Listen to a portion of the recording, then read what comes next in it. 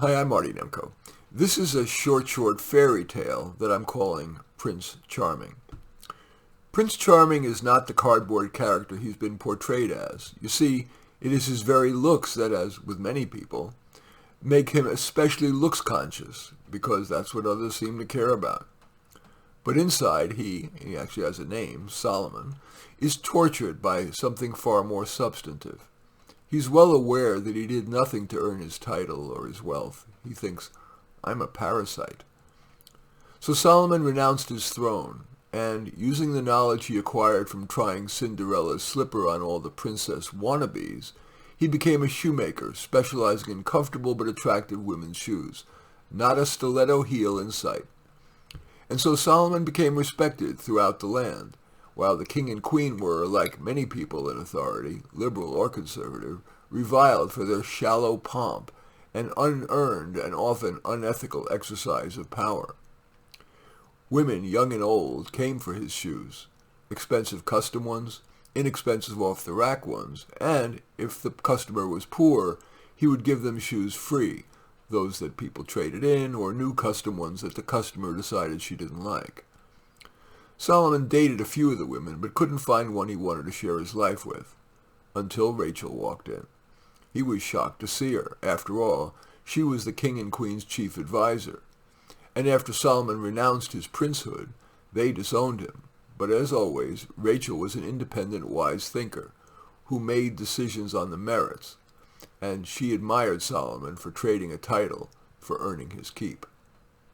Solomon was impressed that although she had money, Rachel bought an off-the-rack pair, and one that, while attractive, was not showy.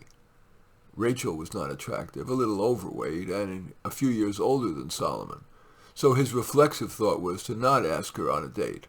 But he reflected, and decided to. And they enjoyed each other, a lot, whether discussing ethics over hot mulled cider, romping in the fields even in the snow, or yes, snuggling in bed.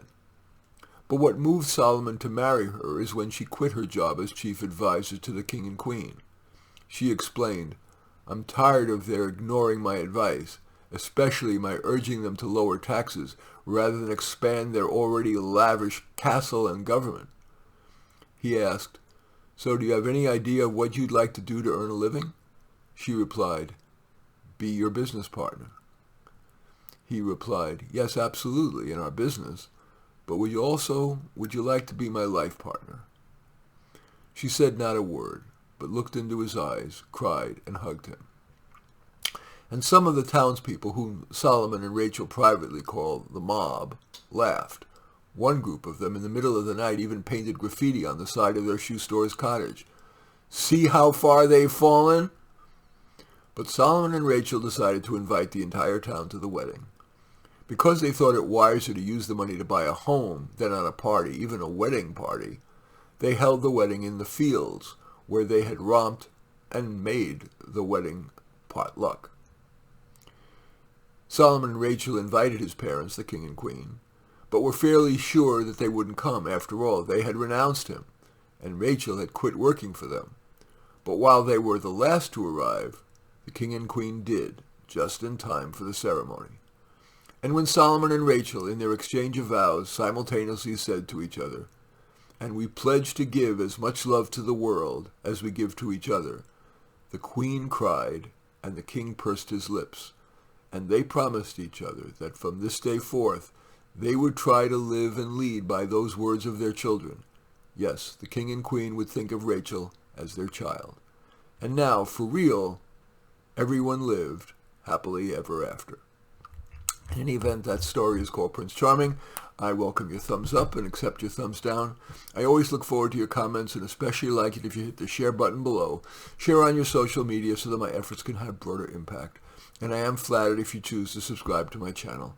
In any event, I do thank you for watching. I am Marty Nemko.